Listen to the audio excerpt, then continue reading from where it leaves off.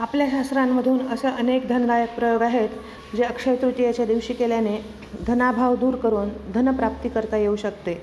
आज आम्ही आपल्याला असेच काही दुर्लभ धनदायक उपायांबद्दल माहिती देत आहोत, ज्यामुळे आपल्याला धनलाभ होऊ शकतो. आपल्याला हे उपाय अक्षय तृतीयेच्या दिवशी श्रद्धापूर्वक अंमलात आणायचे आहेत. 1. अक्षय तृतीयेला आपल्या देवघरात एकाक्षी नारळ लाल रंगाच्या कापड्यात बांधून स्थापित करावे. व्यापारी एकाक्षी नारळ आपल्या तिजोरीत ठेवू शकतात. 2. अक्षय तृतीयेच्या दिवशी चांदीच्या डबीत मध आणि नागकेसर भरून तिजोरीत ठेवावे. 3. अक्षय तृतीयेला गुलरचे मूळ सुवर्णताईत भरून आपल्या गळ्यात धारण करावे. 4.